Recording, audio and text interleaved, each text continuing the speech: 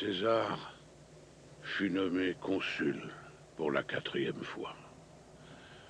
Il partit en Espagne pour faire la guerre contre les fils de Pompée qui étaient très jeunes. La plus grande bataille qui les opposa dans cette guerre civile se déroula ici, à Munda, où la vie de César lui-même fut sérieusement menacée. Il tua 300 000 hommes sur le champ de bataille et perdit 1000 hommes de ses meilleurs légionnaires.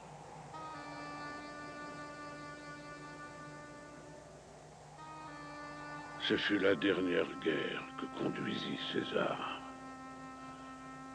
Lorsqu'il revint à Rome, le peuple le nomma dictateur perpétuel. César. Hail César. Hail César. César. César. César. César.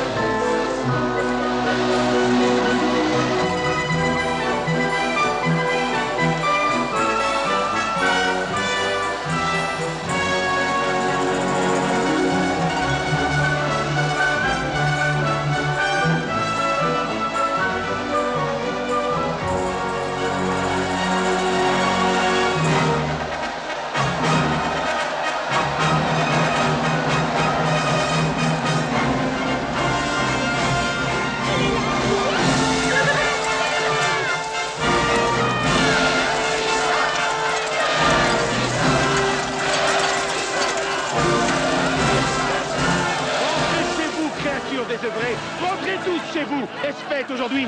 Allez, amis, allez! Voilà. De quel métier es-tu? Métier. Un métier que j'espère pouvoir faire en sécurité de conscience qui en réalité est raccommodeur de mauvais coturnes. Tu es donc savetier, si je comprends. En vérité, je le suis chirurgien de vieux coturnes. Mais dès qu'ils se trouvent en danger, je leur porte un secours immédiat. Mais alors, pourquoi n'es-tu pas dans ta boutique aujourd'hui? Pourquoi conduis-tu ces hommes à travers les... Oh, pour que ces hommes puissent user leurs coturnes et que moi j'ai plus de travail.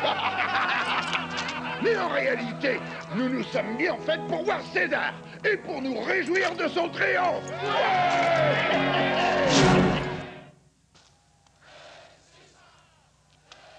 Pourquoi vous réjouissez-vous?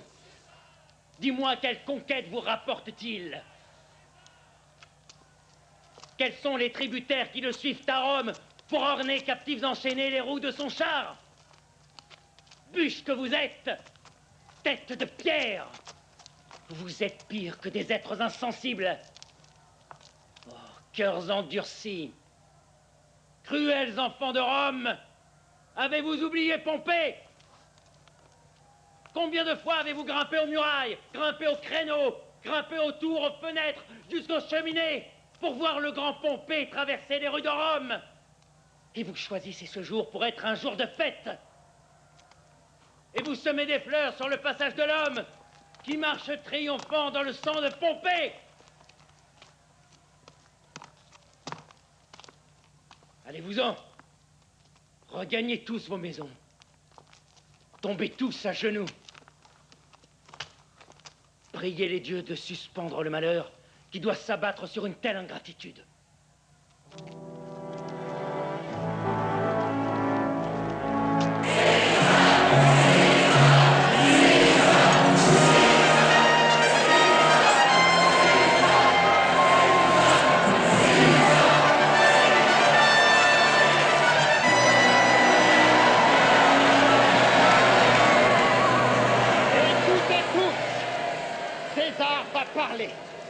Calpurnia, Me voici, monseigneur. ayez soin de vous tenir sur le passage d'Antoine quand il courra au stade. Cher Antoine, César, monseigneur. n'oublie pas dans ta hâte de toucher Calpurnia. Car nos anciens disent que les femmes infécondes touchées dans ce saint élan secouent la malédiction qui les stérilise. Je n'oublierai pas. Quand César dit fais ceci, cela est prestement fait. Que cela soit ainsi et n'omettez aucune cérémonie. César! Qui appelle? Faites taire tout ce bruit. Encore une fois, silence. Qui parmi cette foule appelle? J'entends une voix plus forte que la musique, criant César. Parle. César est là et il t'écoute. Regarde aux ides de Mars!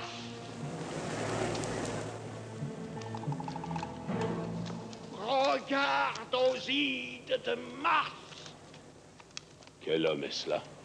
C'est un devin qui te conseille de prendre garde aux ides de Mars. Qu'on me l'amène, je veux voir son visage. Compagnon sort de la foule. Lève les yeux vers César. Qu'as-tu à dire maintenant? Répète, je veux entendre. Regarde aux ides de Mars.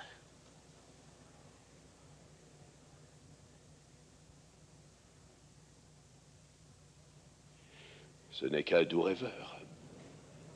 Laissons-le s'en aller. Partons.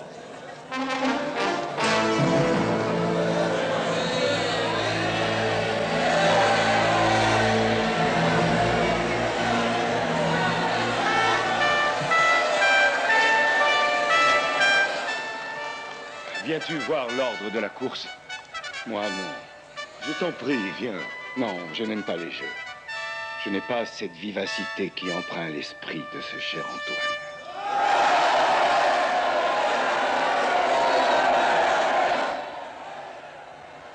Loin de moi l'idée de contrarier tes désirs, Cassius, je te laisse.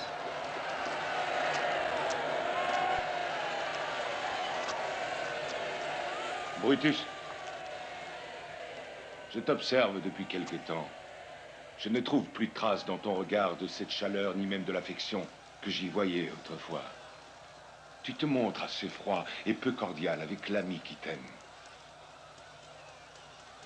Dis-moi, Brutus, as-tu déjà regardé ton visage? Non, Cassius, l'œil ne voit de lui que ce qui lui est renvoyé par un objet. J'ai entendu de la bouche de personnes fort respectées à Rome, excepté de l'immortel César, parler de Brutus, et gémissant sous le joug qui opprime notre génération, souhaiter que le noble Brutus fît usage de ses yeux. Dans quel péril désires-tu vraiment m'entraîner, Cassius, en me pressant insidieusement de chercher en moi ce qui n'y est pas?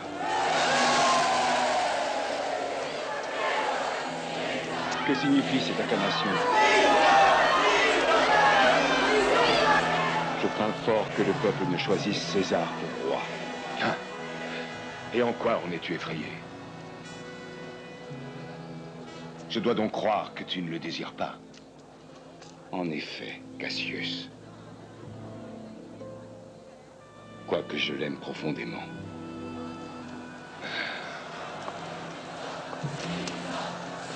Je ne saurais dire ce que toi et les autres hommes pensaient de cette vie. Mais en ce qui me concerne, j'aimerais autant ne pas exister que de continuer à vivre dans la peur et la crainte d'un homme comme je le fais. Je suis né libre comme est né César, comme toi. Nous avons mangé le même pain. Nous pouvons supporter le froid de l'hiver, tout comme lui.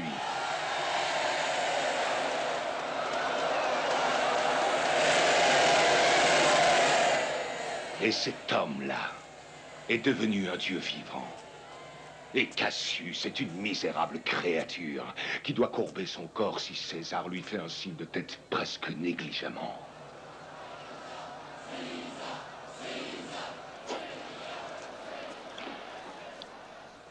César eut une fièvre quand il fut en Espagne. Quand l'accès de fièvre le prenait, je vis César trembler. Rien n'est plus vrai, je vis ce dieu trembler. Ses lèvres couardes avaient abandonné leur couleur. Oui, et cette langue qui en impose tellement aux Romains, tenus d'écrire dans leurs annales ces paroles. Hélas, elle criait « Donne-moi à boire, Titanius !» telle une fillette malade. Oh Dieu, je suis pétrifié de voir qu'un homme de si faible trempe prenne les devants de ce monde si beau et remporte la palme tout seul. Une autre acclamation. Ces applaudissements présagent de nouveaux hommages dont on accable sa vénérable tête. Cet homme enjambe cet univers étroit tel un colosse.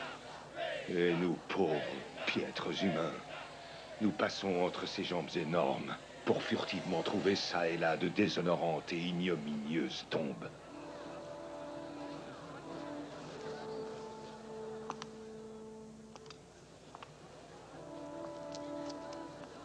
Les hommes, à certains moments, sont maîtres de leur destin.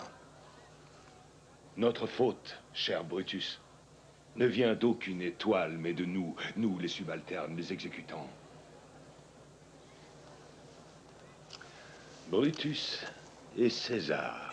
Qu'y a-t-il dans ce César? Pourquoi ce nom résonnerait-il plus que le tien? Écrivons-les ensemble. Le tien est tout aussi beau. Dis-les à voix haute, le tien remplit nos bouches aussi bien. Pèse-les, ils ont le même poids. Certes, pour un complot, Brutus évoquera un esprit aussi bien que César. Je suis curieux de savoir, au nom des dieux de l'Olympe, ce que peut bien manger ce César d'aujourd'hui pour être devenu aussi grand. C'est un siècle d'ignominie. Dis-moi qui peut affirmer quel est le siècle depuis le grand déluge, ou une ville grandiose jusqu'à maintenant. Une cité telle que Rome a pu sans vergogne se sentir glorifiée par un unique être humain.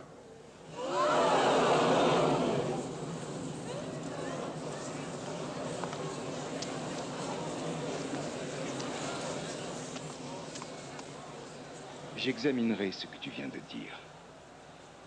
Ce que tu auras à me dire, avec patience, je l'écouterai. Et je trouverai le moment idoine pour que tous les deux nous discutions de ces grandes choses. Jusque-là, mon noble ami rumine ceci. Brutus se préférerait villageois que de se prévaloir fils de Rome, cité aux pesantes et désolantes conditions que les temps ne manqueront pas de nous imposer. Je suis bien aise que mes modestes paroles soient parvenues à faire jaillir cette étincelle dans l'âme de Brutus. Regarde, Cassius, le signe de la colère collant le front de César, et ceux qui le suivent ont l'air d'avoir été corrigés. Calpurnia a les joues pâles, et Cicéron a ce regard à la fois furteur et flamboyant que nous lui avons vu au Capitole lorsqu'il s'est fait contredire au milieu des débats par un sénateur. Cher Antoine. Oui, César? Je veux près de moi des hommes bien gras, des gens qui aient le visage luisant et qui dorment la nuit. Ce jeune Cassius a le visage hâve et décharné. Ce jeune garçon pense trop. De tels hommes sont dangereux. Casca nous expliquera ce qu'il se passe. Il n'est pas dangereux. C'est un noble romain et bien disposé. Je le voudrais un peu plus gras. Mais je ne le crains pas. Si ma gloire pouvait connaître la crainte, je ne connaîtrais point d'homme que je voulusse éviter aussi urgemment que ce sec Cassius. Il lit beaucoup, c'est un grand observateur. Il décèle clairement le fond des actions humaines. Il n'a pas, comme toi, le goût des jeux, Antoine, et n'écoute pas de musique. Des hommes tels que lui n'ont jamais le cœur à l'aise devant des hommes plus élevés qu'eux-mêmes. C'est ce qui explique pourquoi il est dangereux.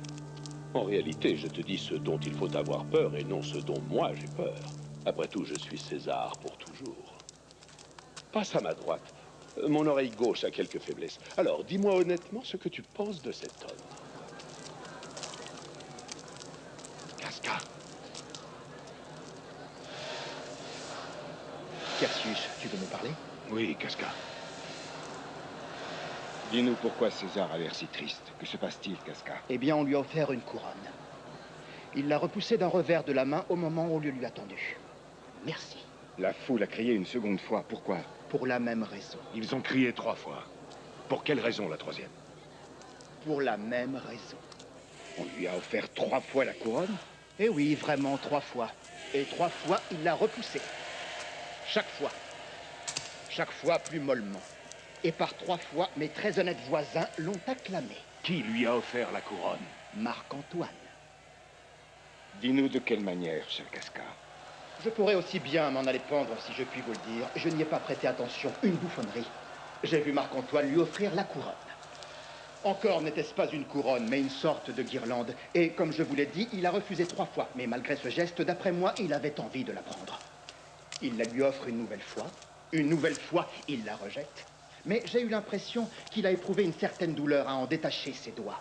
Ensuite, Antoine la lui a offerte une 3e fois. Il l'a repoussée pour la 3e fois. Et suite à ce 3e refus, la populace a hurlé tout en tapant de ses mains blessées, en faisant voler très haut ses bonnets. Il exhalait une telle quantité d'haleine fétide parce que César avait refusé la couronne, que ça en a presque suffoqué César.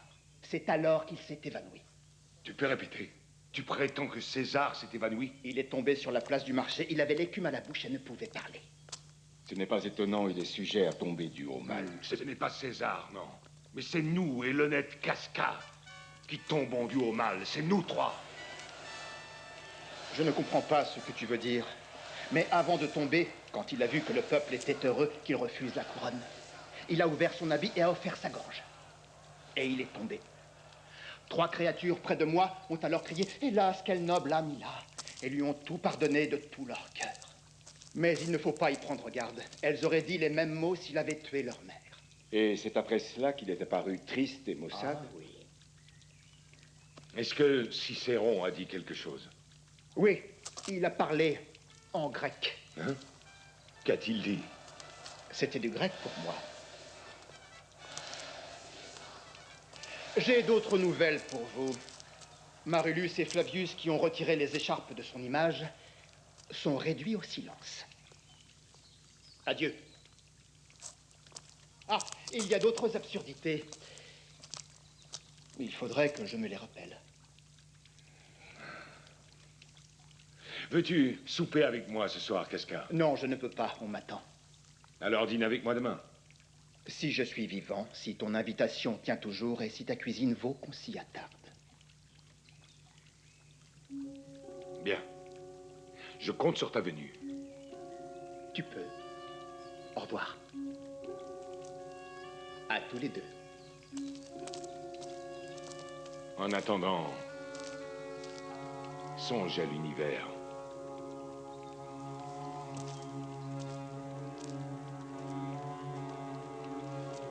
Et après cela, que César se tienne solidement, ou nous finirons par le renverser, ou nous subirons des jours funestes.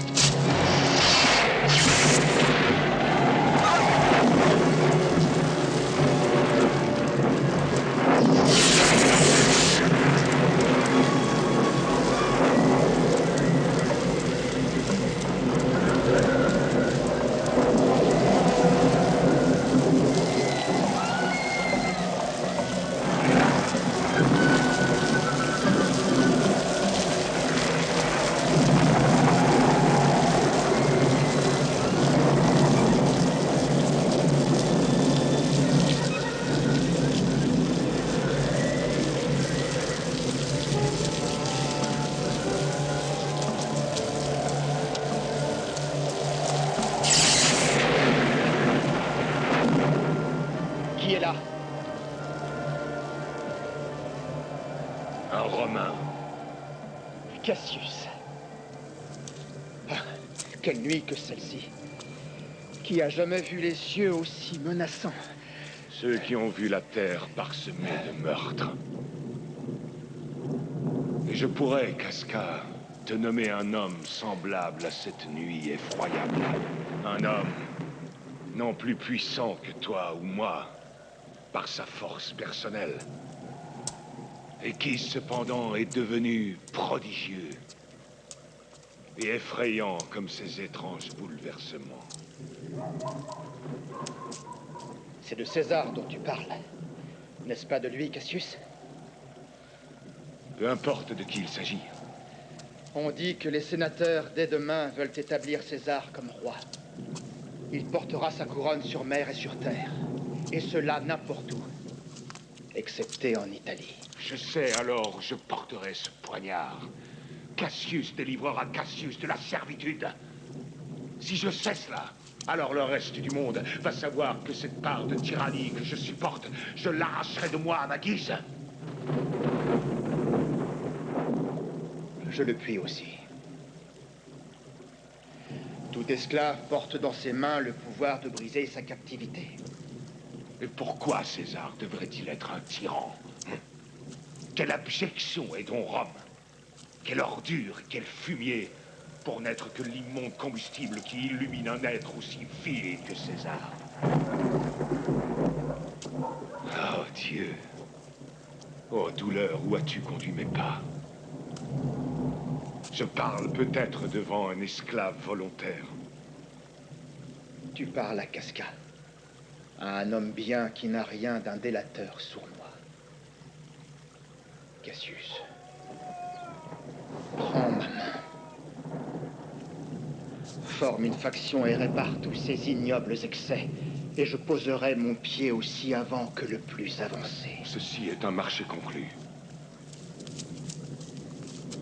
Maintenant, Casca, sache que j'ai déjà engagé plusieurs de mes plus magnanimes Romains à tenter avec moi une entreprise des plus honorables et aux conséquences dangereuses. Rangeons-nous un moment. Quelqu'un vient en toute hâte. C'est Cinna. Je le reconnais à sa démarche. Cinna! Cours-tu ainsi? À ta recherche. Qui est là? Métellus Saint-Bert. Non, Cinna, c'est Casca. Il s'est affilié à notre entreprise. J'en suis bien aise. Quelle terrible nuit que celle-ci. Quelques-uns parmi nous ont eu des visions étranges. Ne suis-je pas attendu? Dis-moi. Si, tu l'es. Cassius, tu dois gagner le noble Brutus à notre part. Sois satisfait. Cher Cinna, prends ce papier et soin de le déposer dans la chaire du prêteur pour que Brutus le trouve. Jette celui-ci à sa fenêtre. Colle ce dernier avec de la cire sur la statue de Brutus l'Ancien. Ensuite, va au portique de Pompée. Je me hâte. Je vais déposer ces papiers comme tu me le demandes. Fort bien. Allez, viens, Casca. Toi et moi, avant le jour, allons voir si Brutus est chez lui. Il nous est déjà pratiquement acquis. À la première rencontre, l'homme tout entier nous appartiendra. Cela doit être par sa mort. Même si personnellement je n'ai aucun motif de le frapper. Il veut avoir la couronne. Jusqu'à quel point cela changerait-il sa nature? Telle est la question. Le serpent sort uniquement à l'éclat du jour et nous convie à une marche prudente. Le flambeau brûle dans votre cabinet, Seigneur. En cherchant une pierre à feu à la fenêtre, j'y ai trouvé ce papier ainsi scellé, et je suis bien sûr qu'il n'y était pas en allant me coucher. Il n'est pas encore jour. Retourne donc dormir. Demain, n'avons-nous pas les ides de Mars, mon garçon? Je ne sais pas, Seigneur.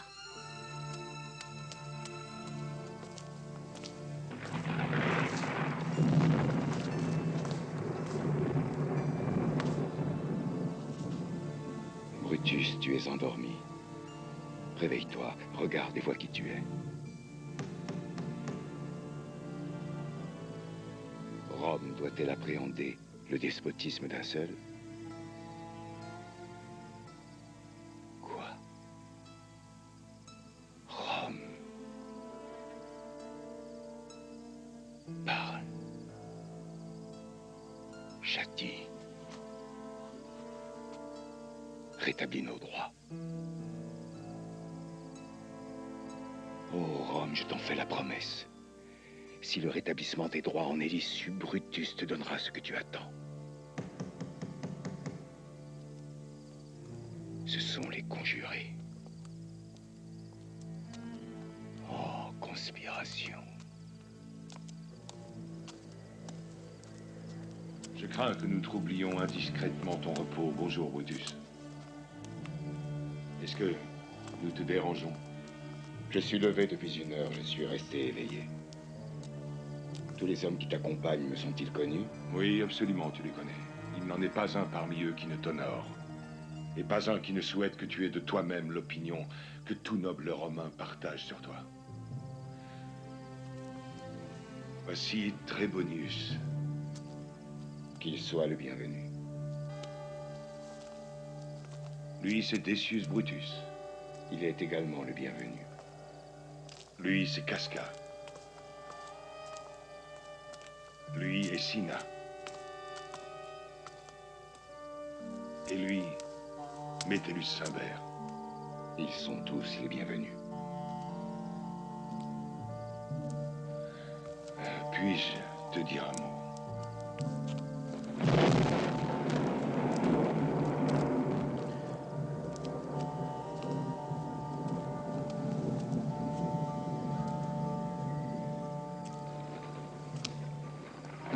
C'est bien de ce côté, l'Orient? N'est-ce pas le jour que je vois poindre par là? Non. Pardonne-moi, Messie. Ces lignes grisâtres qui rayent les nuages sont les messagères du jour. Vous allez admettre que vous faites erreur tous les deux. C'est là, là où je pointe mon glaive, que le soleil se lève. L'un après l'autre, donnez-moi la main. Et jurons d'accomplir notre résolution. Non, pas de serment. Nul autre besoin que notre propre cause pour nous stimuler à faire justice.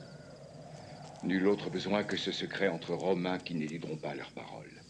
Nul autre serment que l'honnêteté engagée envers l'honnêteté à ce que cela s'accomplisse. Ou que nous périssions. Ne frapperons-nous personne d'autre? Uniquement César? C'est une bonne question, Decius. Je crois qu'il est néfaste que Marc-Antoine, si bien aimé de Jules César, survive à Jules César. Nous trouvons en lui un bien rusé machinateur. Il faut que Marc-Antoine et César tombent ensemble. Notre conduite paraîtrait trop sanguinaire, Cassius. Si après avoir tranché la tête, nous le démembrions et que nous laissions la colère devenir cruauté. Car Marc-Antoine n'est qu'un membre de César. Soyons des sacrificateurs, ne soyons pas des bouchers. Nous nous élevons uniquement contre l'esprit de César. Et dans l'esprit d'un homme, il n'y a pas de sang. Oh, que ne puissions-nous pénétrer dans l'esprit de César et non démembrer César. Mais hélas, son sang doit se répandre pour ça. Et mes bons amis, tuons-le hardiment, mais non avec rage. Que nous le découpions comme un mets digne des dieux, sans le transformer en carcasse qu'on donne aux chiens. Quant à Marc-Antoine, ne pensez plus à lui, car il ne pourra rien de plus que le bras de César quand la tête de César sera tombée. Pourtant, il me fait toujours peur.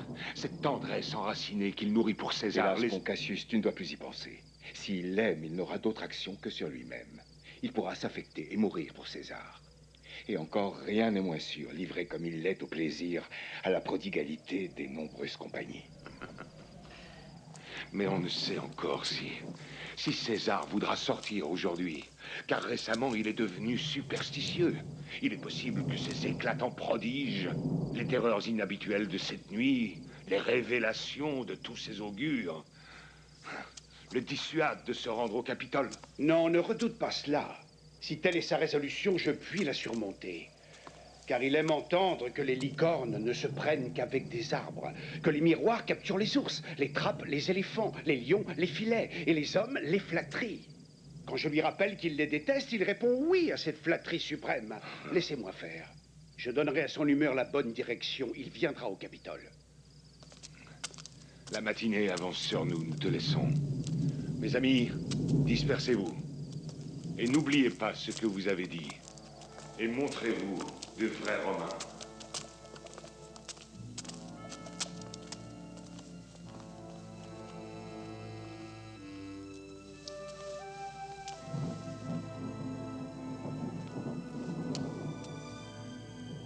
Brutus, monseigneur. Portia, que veux-tu? Pourquoi te lèves-tu déjà? Il n'est pas bon d'exposer ainsi ta fragile personne à l'âpre fraîcheur du matin. Ce n'est pas bon pour toi non plus. Tu as fort hâtivement déserté ma couche, Brutus. Mon cher Seigneur, fais-moi connaître la cause de ton chagrin. Je ne me porte pas très bien, voilà tout. Brutus est homme de sagesse, et s'il avait perdu sa santé, alors il ferait n'importe quoi pour la recouvrer. Je ne fais rien d'autre. Ma douce Portia, retourne te reposer. Brutus est-il malade? Est-ce un régime salutaire que de marcher à demi nu et de respirer la brume humide du matin? Voyons, Brutus est-il malade? Est-ce pour cette raison qu'il se dérobe à son lit bienveillant, pour affronter les miasmes pernicieux de la nuit et provoquer l'air humide et fétide qui ne peut qu'aggraver sa souffrance? Non, mon cher Brutus. C'est uniquement dans ton esprit que se trouve le mal qui te tourmente. Et en vertu de mon titre et de mes droits, je dois le savoir. Je me mets à genoux et je t'implore, en mémoire de ma beauté d'autrefois, au nom de tous tes serments d'amour et de ce sublime vœu faisant de nous une seule et même personne, de me dévoiler à moi, ton autre toi-même, ta moitié, ce qui pèse sur ton âme. Je veux savoir qui sont les hommes qui sont venus te voir. Il en est entré 6 ou 7 qui cachaient leur visage aux ténèbres mêmes. Ne t'agenouille pas, ma gentille Je ne Portia. serais pas à genoux si tu te montrais, mon cher Brutus.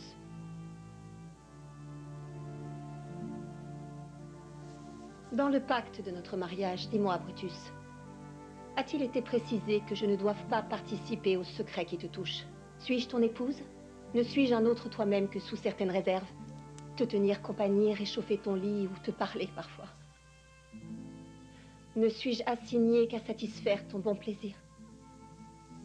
Si c'est bien là mon seul rôle, Portia est la concubine de Brutus et non son épouse. Tu es ma vraie et honorable épouse. Tu es aussi précieuse que les gouttes vermeilles qui affluent à mon triste cœur. Si cela était vrai, je connaîtrais ce secret.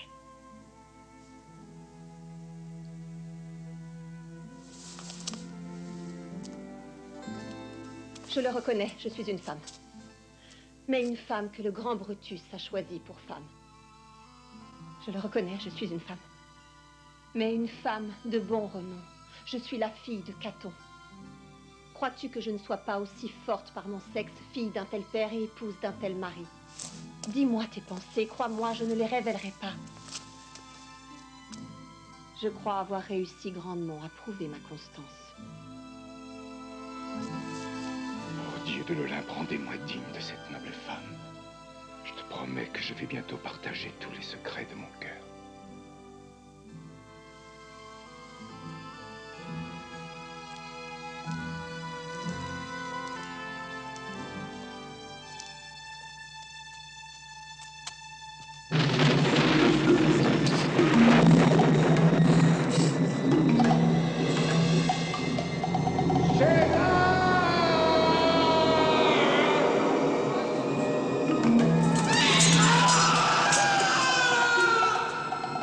César, prends garde à Brutus. Fais attention à Cassius. N'approche pas de Casca. Aie l'œil sur Cinna. Ne te fie pas à Trébonius. Observe bien Metellus Cimber.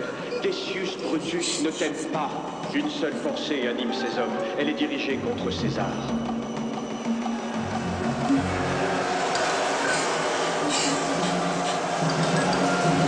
Regarde aussi de te battre!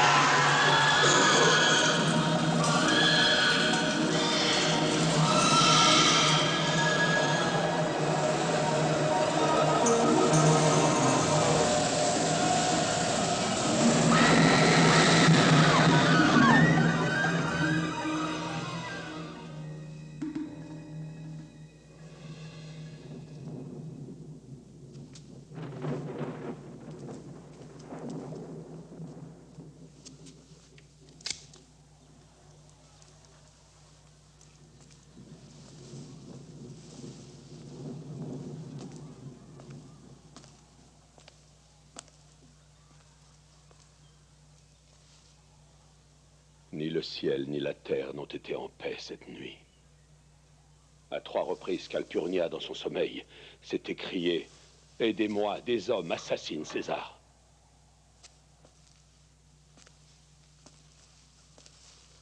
Y a-t-il là quelqu'un? Monseigneur. Va, commande aux prêtres d'offrir un sacrifice, et reviens m'apprendre quel succès ils en augurent. Oui, monseigneur.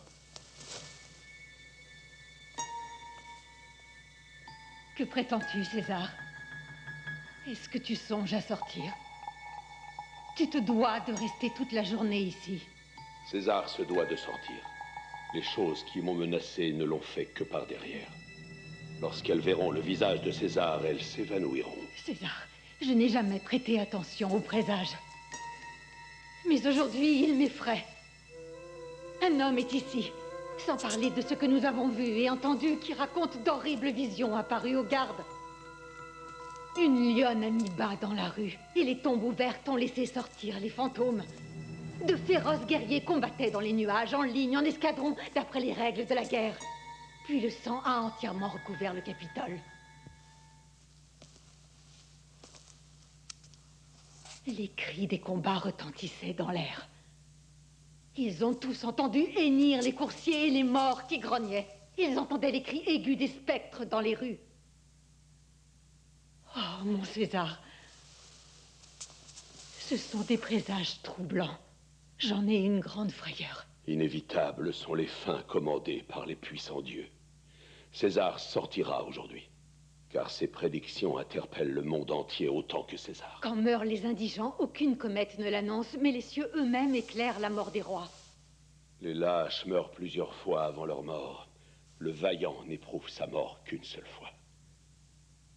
De tous les prodiges dont j'ai ouï parler, il est pour moi bien étrange que les hommes aient peur.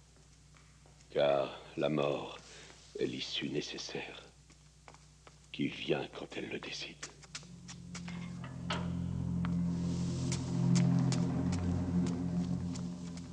Que disent les augures? Il prie César de ne pas sortir aujourd'hui. Après avoir retiré les entrailles d'un animal sacrifié, ils n'ont pu retrouver son cœur.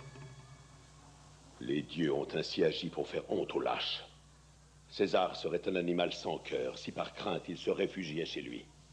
Non, César n'en fera rien.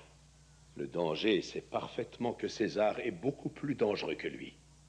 Nous sommes 2 lions nés la même journée, mais je suis l'aîné et le plus redoutable.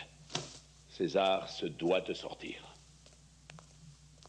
Hélas, monseigneur, ta sagesse se consume en confiance. Tu ne dois pas sortir, César. Dis-leur que c'est mon effroi qui te contraint à rester, et non ta peur.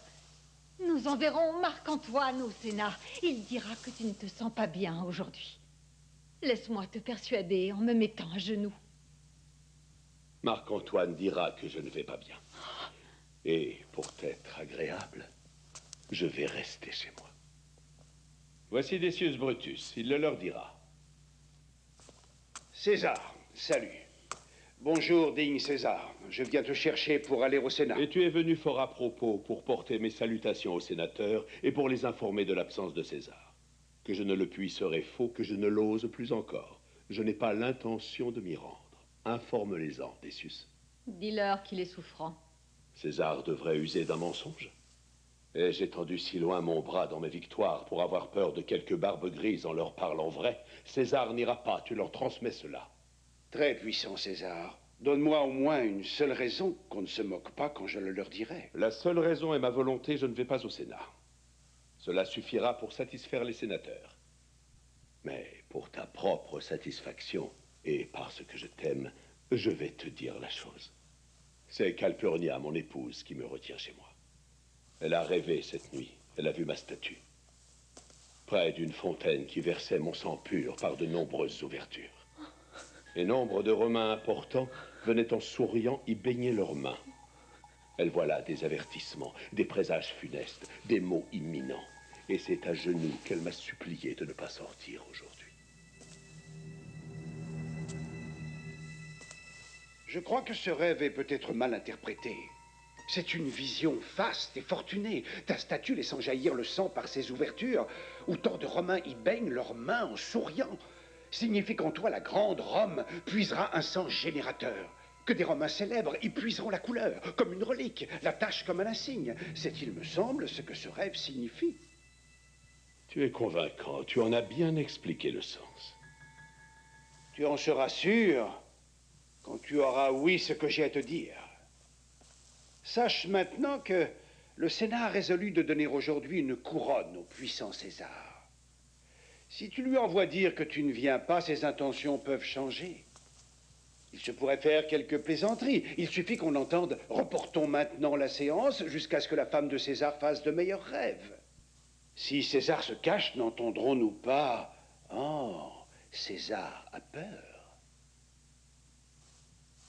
Que tes frayeurs semblent folles à présent, Calpurnia. Et je suis fort honteux d'y avoir cédé. Qu'on me donne ma robe, je m'en vais.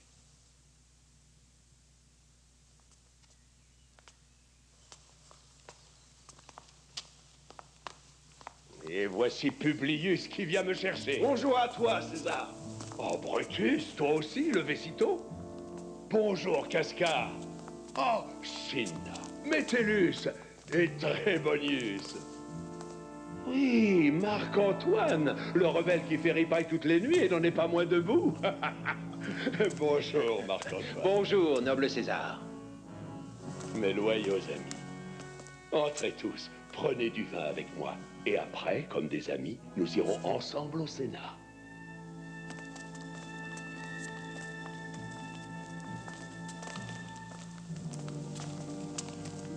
César, prends garde à Brutus. Fais attention à Cassius. N'approche pas de Casca. Aie l'œil sur Cinna. Ne te fie pas à Trébonius. Observe bien Metellus Cimber. Decius Brutus ne t'aime pas.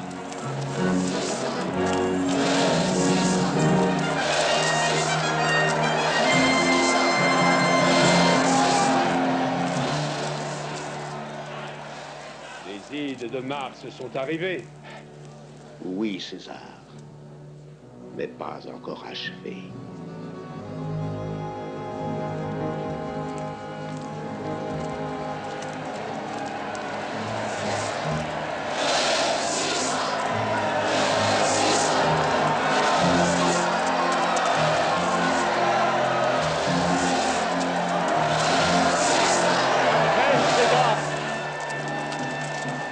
Ce feuillet, César. Trébonius désire que tu lises son humble requête que voici selon ton bon plaisir. Lis d'abord la mienne, ô César. Cette requête te touche au plus près, César. Je t'en prie, lis-la, grand César. Ce qui ne touche que nous ne viendra qu'en dernier, l'ami. Ne diffère pas, César. Tu dois la lire à l'instant. Ce compagnon est-il fou? Quoi, tu oses présenter ta pétition dans la rue? Va au Capitole.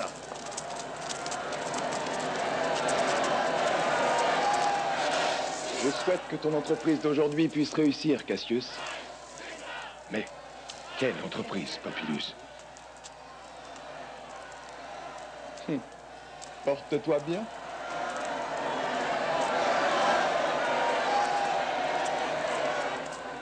Que t'a dit Popilus, Helena? Il souhaite qu'aujourd'hui notre entreprise puisse réussir.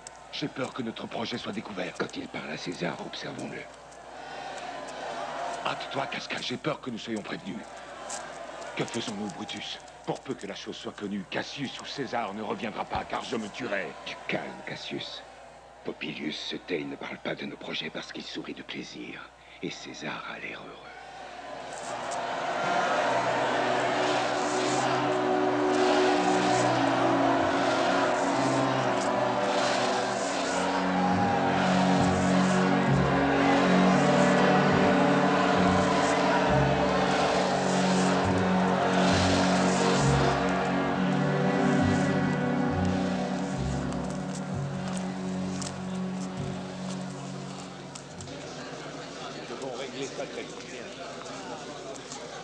Marc-Antoine, est-il exact que le prêteur t'ait demandé de venir à lui ou est-ce une bonne? Trébonius connaît son heure. Regarde-le, Brutus. Il entraîne Marc-Antoine à l'écart.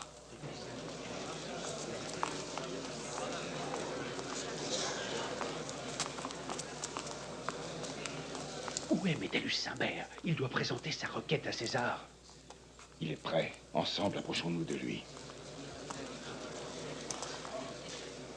Casca, tu dois lever le bras en premier.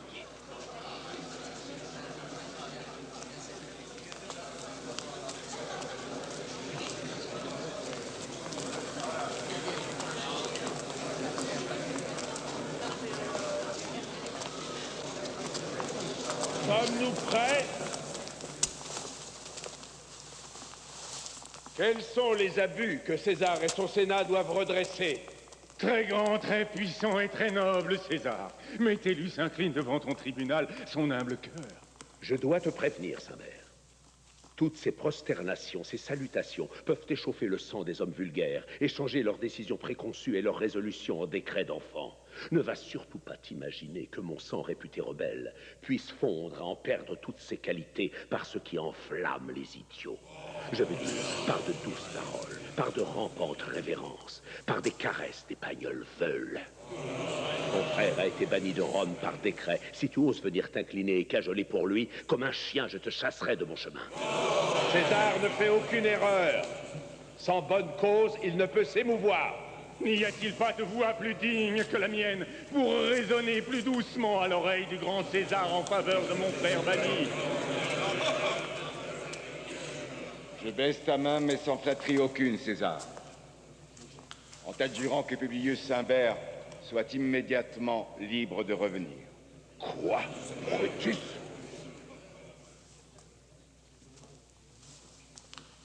Pardon, César, César, pardon. Aussi bas soient tes pieds, Cassius s'abaisse jusqu'à eux pour implorer la délivrance de Publius Simbert. Certes, je pourrais être ému si j'étais comme vous. Si je savais prier pour émouvoir, les prières m'émouvraient. Mais je suis constant comme l'étoile du Nord, qui pour son immobilité et sa fixité n'a aucun pareil dans le firmament. Les cieux sont enluminés d'innombrables étincelles, toutes sont de braise, toutes produisent un éclat. Mais seulement une conserve sa place. Ainsi est ce monde. Il est peuplé d'hommes. Ces hommes sont de chair et de sang et inquiets. Mais dans ce nombre, je n'en connais qu'un seul, qui demeure à son rang, à l'abri de toute atteinte, inébranlable. Cet homme, c'est moi. J'en donnerai une légère preuve en ceci même. Inflexible pour envoyer Simbert en exil, je suis inflexible pour l'y maintenir. Oh, César, Pierre, peux-tu soulever l'Olympe? Grand César! Est-ce que Brutus ne s'est pas agenouillé en vain? Que mon bras parle pour moi!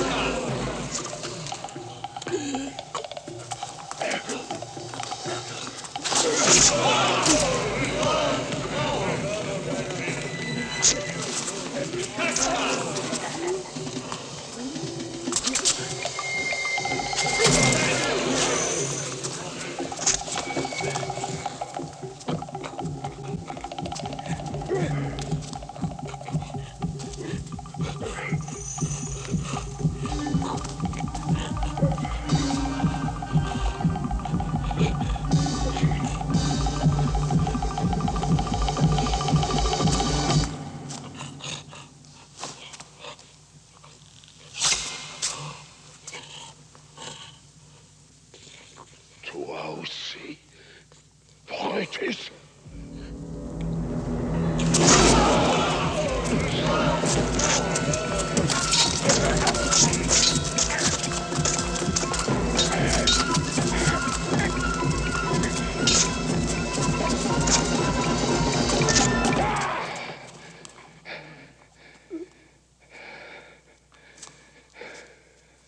Ainsi tombe César.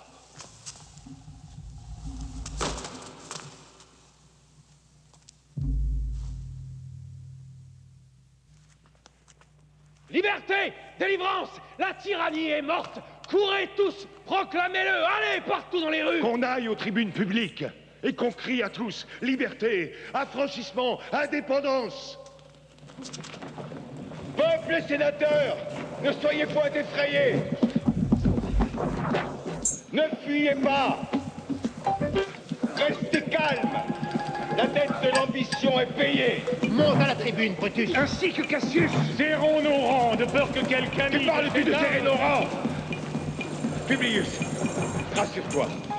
Nous n'en voulons ni à ta personne, ni aux Romains. Dis-le à tous, Publius. Et va-t'en, Publius. De peur que le peuple se ruant sur nous ne fasse violence à ton âge. Il a raison, et que nul ne réponde de cet acte que nous, les auteurs. Où est Marc-Antoine? Il s'est réfugié chez lui, apeuré. Hommes, femmes, enfants courent les yeux hagards comme si le monde s'effondrait.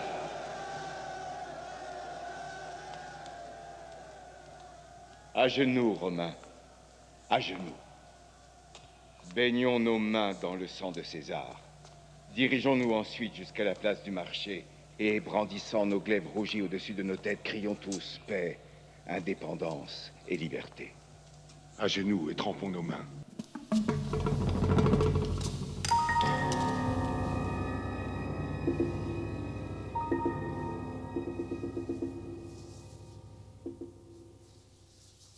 Combien de siècles lointains verront cette scène, notre œuvre, représentée dans des états à venir aux accents inconnus? Et combien de fois verra-t-on le simulacre de sa mort sanglante, lui qui, sur le socle de Pompée, gît aujourd'hui dans la poussière du sol? Chaque fois que cela arrivera, chaque fois tous les peuples diront, voilà les hommes qui offrirent la liberté à leur pays. Eh bien, sortirons-nous? Oui, tout le monde sort. Que Brutus ouvre la marche, et nous lui offrirons pour escorte les cœurs les plus intrépides et les meilleurs de Rome. Doucement. Qui vient ici?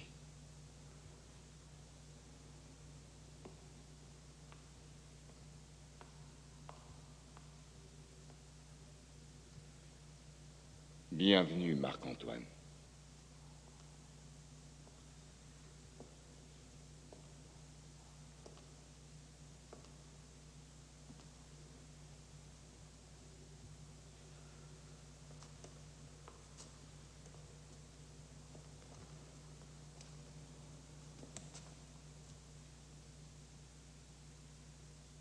Ô puissant César, es-tu donc tombé si bas? Chacune de tes conquêtes, de tes gloires, tous tes triomphes, tous tes butins se sont réduits à cet espace. Adieu donc.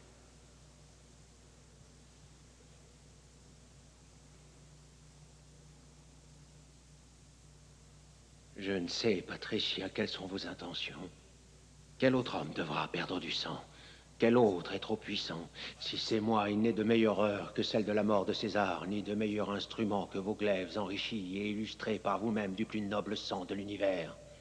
N'hésitez pas, si vous me voulez du mal, allez-y de vos mains encore fumantes de la vapeur du sang, satisfaites votre plaisir! Si je devais vivre 1 millier d'années, je ne serais jamais aussi disposé à mourir. Nul endroit ne me plaira autant, peu importe le genre de mort près de César, mort donnée par vous. Vous, les élites des grandes âmes et des grands esprits de ce siècle. Oh, Marc-Antoine, n'implore pas de nous ta mort. Nous devons te paraître bien sanguinaire et cruel. Par l'état de nos mains, ainsi que par l'action que nous venons d'exécuter. Ne regarde pas que nos mains, ni l'œuvre sanglante qu'elles viennent d'accomplir. Regarde aussi nos cœurs. Tu ne les vois pas, mais ils sont remplis de pitié. Pour toi, nos glaives n'auraient qu'une pointe de plomb. Ta voix aura la même influence que celle d'aucun autre dans la distribution des nouvelles dignités. Aie seulement patience jusqu'à ce que nous ayons calmé la multitude en proie à la frayeur. Après, je t'expliquerai la raison pour laquelle, alors que je l'aimais, j'ai pu le frapper de cette façon brutale. Tu es sage et je n'en doute pas. Veuillez tous me tendre vos mains sanglantes. Marcus Brutus, je veux d'abord serrer la tienne. Ensuite, Caius Cassius, puis-je avoir ta main?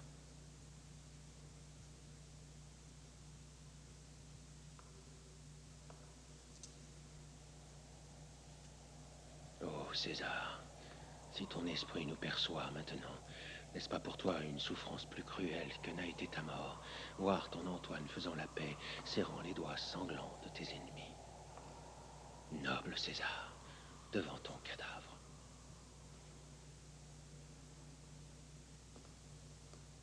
Marc-Antoine, Pardonne-moi, Caius Cassius. Pouvons-nous espérer que tu fasses partie des nôtres? Ou continuons-nous sans t'espérer? Je viens de vous serrer la main. Je vous aime tous. Néanmoins, j'espère que chacun de vous m'expliquera en quoi est la raison pour laquelle César était dangereux. S'il ne l'était pas, nous serions des sauvages. Nos raisons sont fort légitimes. Et fusses-tu, Marc-Antoine, toi aussi son fils, elles te satisferaient. C'est tout ce que je désire. J'aimerais pouvoir d'ailleurs exposer son cadavre sur la place du marché et parler à la tribune, comme il convient à un ami de parler lors de ses funérailles. Tu le pourras, Marc-Antoine. Un mot, Brutus. Tu ne sais pas ce que tu fais. Ne consens point à ce que Marc-Antoine parle. Sais-tu à quel point le peuple peut s'émouvoir de ce qu'il peut dire? Permets-moi. Je monterai à la tribune en premier, Cassius. Je leur expliquerai pourquoi César a été tué. Je préciserai que ce que Marc-Antoine dira, il le dira avec notre permission. Et que nous consentons à l'accomplissement de tous les rites réguliers et de toutes les cérémonies légales. C'est bien plus avantageux pour nous. J'ignore ce qu'il peut vraiment en advenir. Mais je ne souscris pas à cette idée. Marc-Antoine, tu peux prendre le corps de César. Durant ton discours aux funérailles, tu ne pourras blâmer aucun de nous. Mais tu pourras dire tout le bien que tu penses de César et que c'est par notre permission. Si tu ne le dis pas, tu ne prendras pas part aux funérailles. Et aussi tu parleras à la même tribune où moi j'aurai parlé une fois mon discours terminé. Qu'il en soit ainsi. Je n'en désirais pas plus. Prépare donc le corps et suis-nous.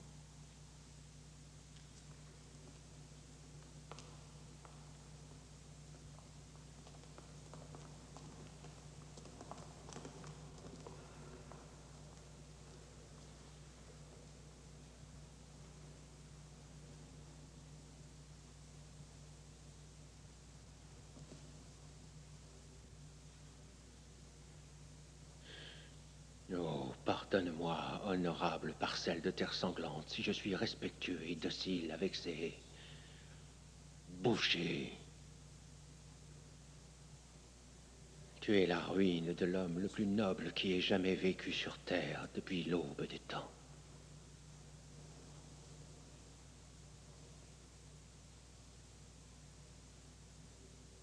Malheur à celui dont la main a versé ce sang précieux.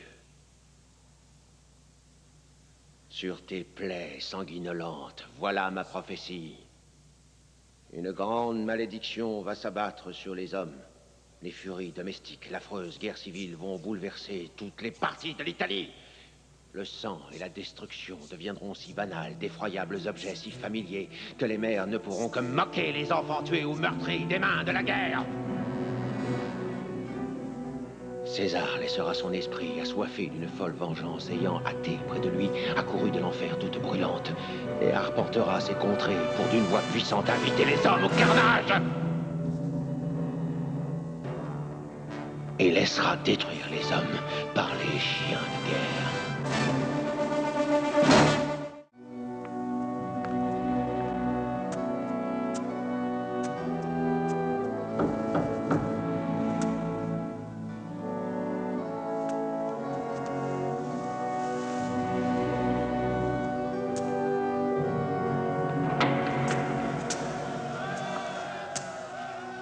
Tu sers Octavius, je crois, non? Oui, Marc-Antoine. César lui a écrit lui demandant de venir à Rome. Il a reçu les lettres, il est en chemin. Je devais t'en informer de vive voix.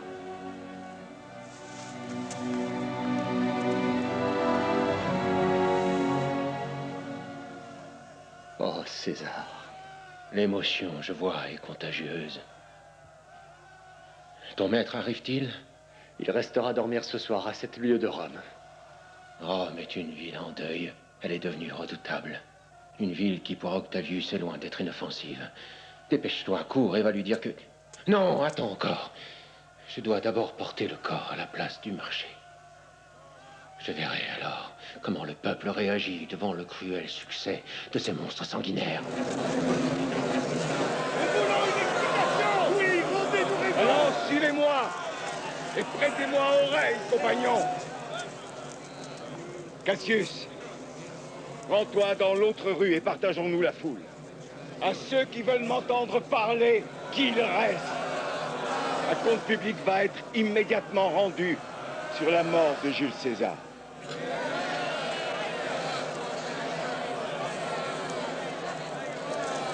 Le noble Brutus est monté!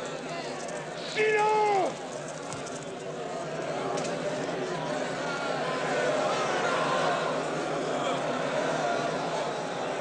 Un peu de patience et écoutez.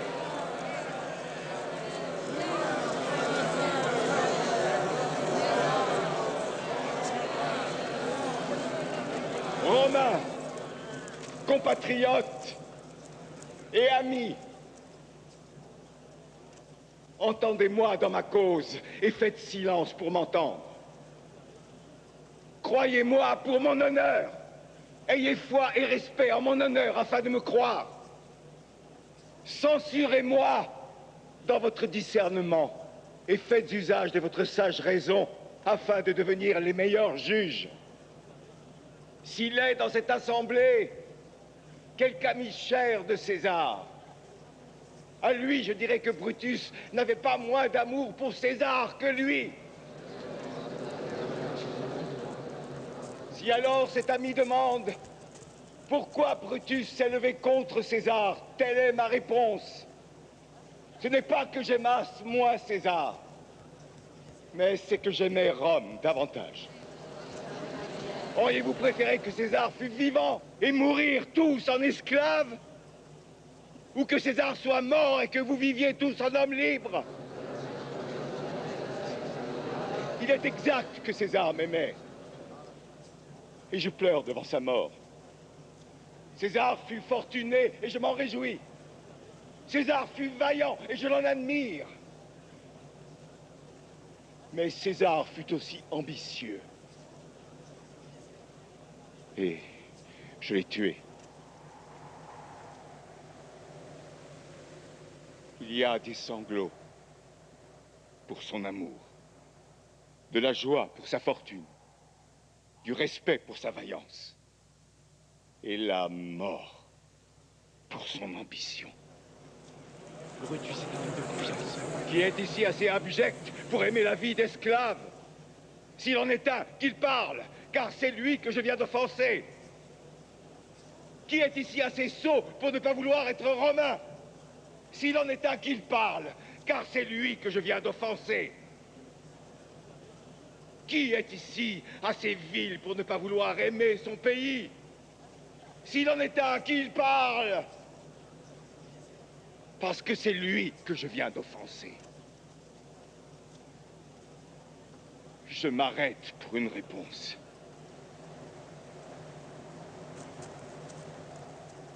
Non, Brutus!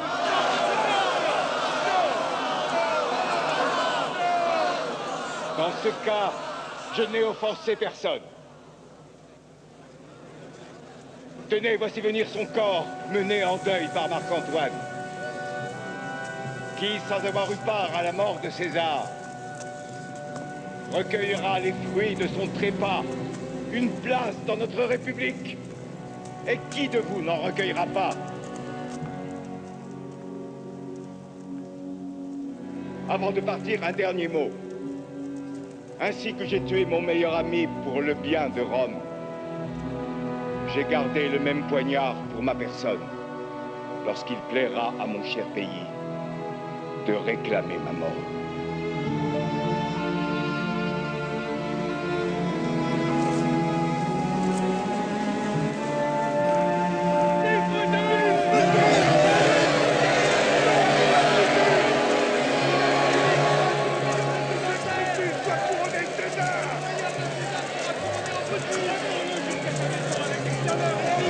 Mes chers compatriotes,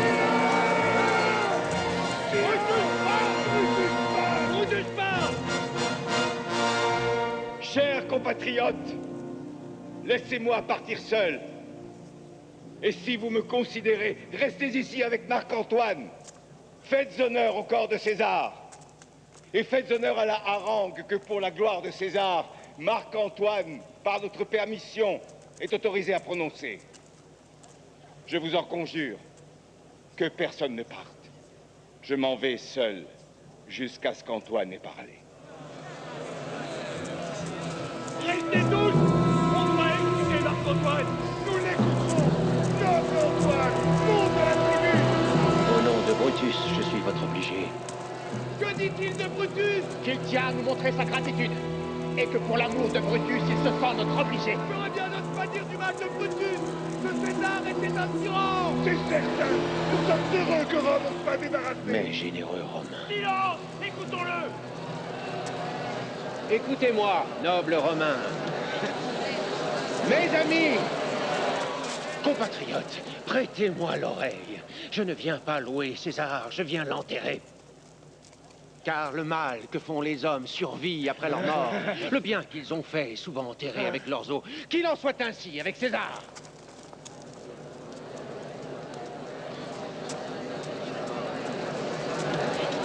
Le noble Brutus vous a dit que César était ambitieux. Si cela fut exact, ce fut une faute inexcusable. Et il vient d'en payer les lourdes conséquences. Ici, avec l'accord de Brutus et des autres. Car Brutus est un homme honorable. Oui! Tous des hommes honorables. Ils le sont tous. Je suis venu pour parler aux funérailles de César. César était mon ami. Il s'est montré juste et fidèle envers moi. Mais Brutus a dit qu'il était un homme ambitieux. Et Brutus est un homme honorable. Oui, c'est vrai. César a lui-même ramené de nombreux captifs à Rome dont les rançons ont rempli les coffres publics.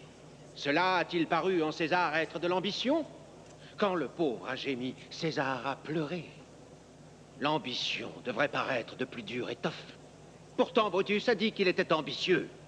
Et Brutus est un homme honorable. Vous avez tous vu qu'au Lupercal, à 3 reprises, je lui ai présenté une couronne qu'à 3 reprises, il a refusé. Est-ce là ce qu'on appelle être ambitieux? Pourtant, Brutus dit qu'il fut ambitieux. Et il n'est pas douteux que Brutus est un homme honorable. Je ne parle pas pour contredire ce que Brutus a dit, mais je parle pour dire ce que je sais.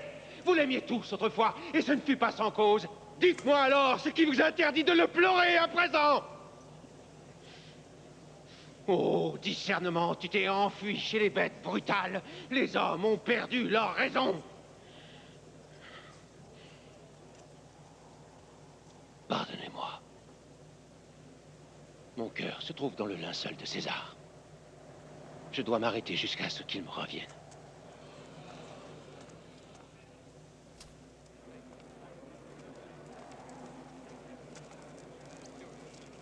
Je pense qu'il y a beaucoup de raisons dans ce qu'il dit. Si tu considères bien cette affaire, on a traité César injustement. Je le crois, moi aussi. Et je crains qu'il n'en vienne un pire à sa place. Rappelez-vous les mots d'Antoine. César a refusé la couronne. Il est donc certain qu'il n'était pas ambitieux. Nul n'est plus noble à Rome que Marc-Antoine! Hier encore, la parole de César aurait pu se mesurer à l'univers. Et le voilà, gisant. Et il n'est nul misérable qui daigne lui faire honneur. Oh, mes maîtres, si j'étais disposé à exciter vos cœurs et vos esprits à la révolte et à la fureur, je ferais tort à Brutus et à Cassius également, qui, comme vous le savez, sont des hommes honorables. Et je ne veux pas leur faire tort. J'aimerais mieux faire tort aux morts, ou me faire tort à moi ou à vous, que d'oser faire tort à des Romains si honorables. J'ai ici un parchemin qui a été scellé par César. Je l'ai trouvé dans son cabinet. Son testament. Si les Romains pouvaient entendre ce testament que... Pardonnez-moi, je ne puis pas vous lire. Ils iraient baiser les plaies du corps de César et tous courraient tremper leur mouchoir dans son noble sang, jusqu'à mendier un cheveu comme souvenir. Et à l'heure de leur mort, ils le mentionneraient dans leur testament.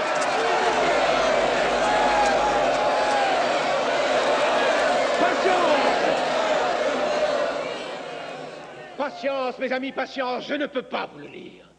Vous ne devez pas savoir combien César vous aimait. Vous n'êtes ni de bois, ni de pierre, vous êtes des hommes. Et comme des hommes, en entendant la volonté de César, vous vous enflammeriez, vous vous emporteriez. Il serait cruel que vous sachiez que vous êtes ses héritiers. Si je vous le disais, que croyez-vous qu'il vous arriverait? Soyez patients, attendez un peu. Je vous ai parlé trop vite. Je crains de faire tort aux hommes honorables dont les poignards ont frappé César. J'ai bien peur de l'avoir fait. C'était des traîtres, ces hommes honorables!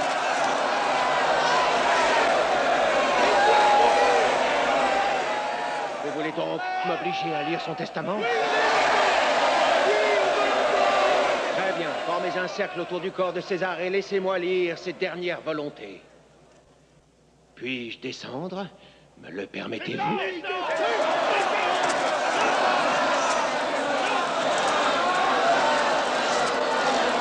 Laisse-moi passer. Écartez-vous.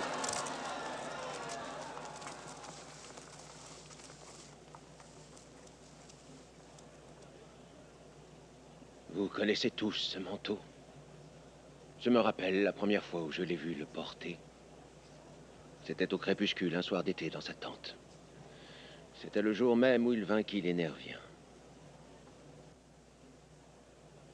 Oh, c'est par là que le poignard de Cassius est entré. Oh, et voilà la déchirure que l'envieux Casca a faite. Et c'est là que le bien-aimé Brutus a passé son coup. Quand il a repris sa dague détestable, voyez jusqu'où les marques de sang l'ont suivi. Brutus était un ange pour César qu'il adorait. Oh, vous, grand Dieu, jugez de quelle tendresse César l'aimait. Ce fut la blessure la plus cruelle que César ait jamais reçue. Au moment où le noble César a vu Brutus le poignarder, l'ingratitude plus dure encore que les traîtres armés acheva de le vaincre. Son cœur puissant se brisa et saisissant son manteau, il enveloppa son visage. Et se tenant au portique de Pompée, dont la statue ruisselait de son noble sang, le grand César tomba. Quelle chute affreuse ce fut, mes chers compatriotes. Moi et vous, tous ensemble, nous chutâmes pendant que l'horrible trahison s'abattait au-dessus de nous. Oh, âme si douce. Eh bien, vous pleurez quand vous n'apercevez encore que la robe blessée de César. Regardez donc! Le voilà devant vous, mutilé, comme vous savez, par des traîtres. Oh, lamentable spectacle! Oh, noble César!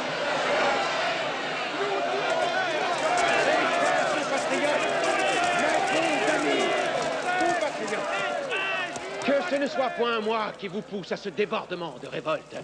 Ceux qui ont commis cet acte sont honorables. Quel grief personnel les a poussés à agir ainsi, je ne le sais pas.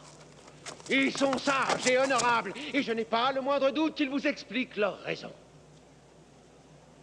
Je ne suis pas ici pour détourner vos cœurs chancelants. Je ne suis pas un orateur comme les Brutus. Vous me connaissez tous.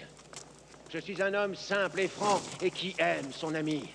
Ce que savent fort bien ceux qui m'ont permis de parler publiquement de lui. Car je n'ai ni l'esprit, ni les mots, et encore moins la puissance de la parole qui échauffe le sang des hommes. Je ne sais qu'exprimer la réalité. Je ne fais que vous dire ce que vous savez vous-même. Je vous montre les blessures du doux César. Pauvre et malheureuse bouche muette, je leur mande de parler pour moi.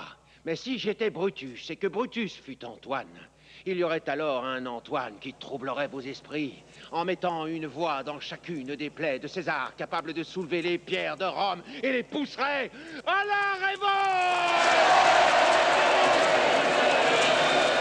Écoutez-moi, compatriotes!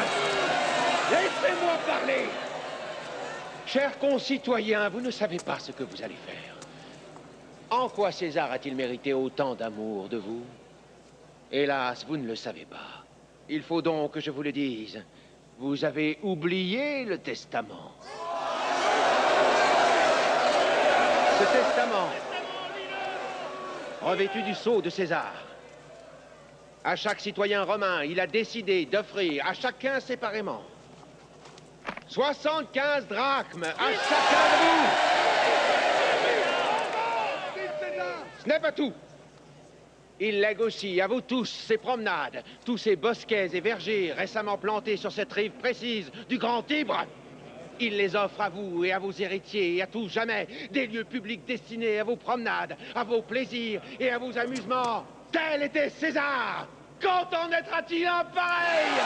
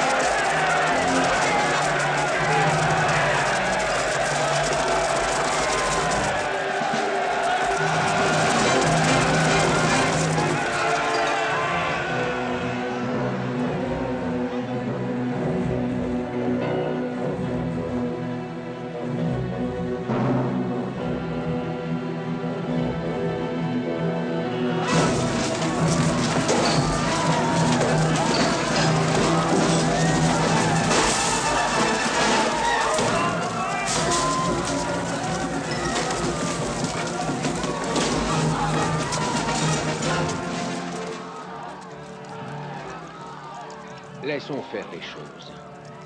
Génie du mal, suis le cours de ta route. Laisse le vent guider ton envol. Qu'y a-t-il, ami? Seigneur, Octavius César vient d'arriver dans Rome. Mais où est-il? Lui et Lepidus sont chez César. Il ne pouvait arriver à meilleur instant. La fortune est plaisante. Et dans cette humeur, elle nous offrira tout. J'ai ouï dire que Brutus et Cassius sont partis à cheval. Ils ont fui Rome. Ils ont reçu les commentaires du peuple. Comment je les ai soulevés?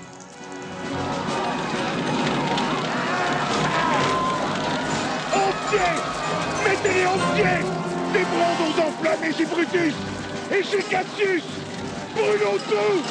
Les uns chez les Sus, les autres chez Casca, encore d'autres chez les Garus! Brûlons tout!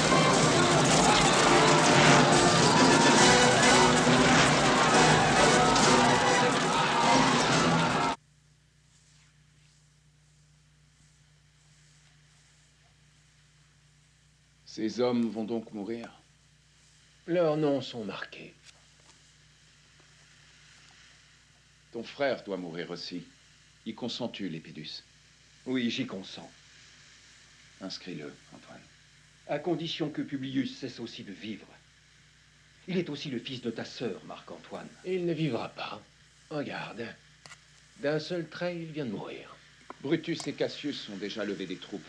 On doit se préparer à leur tenir tête. Songeons donc à combiner nos alliances, rassemblons nos meilleurs amis et déployons nos forces. Et allons de ce pas tenir conseil, c'est urgent. Faisons cela. C'est maintenant que notre sort se joue. Nous sommes menacés par pléthore d'ennemis. Certains se montrent bien souriants, mais leur cœur est rempli de millions de perfidies. Lepidus, peux-tu aller chercher le testament? Nous devrons effectuer quelques coupures dans les legs qu'il nous a laissés. Vous retrouverai-je ici? Peut-être ici, oui, ou au Capitole.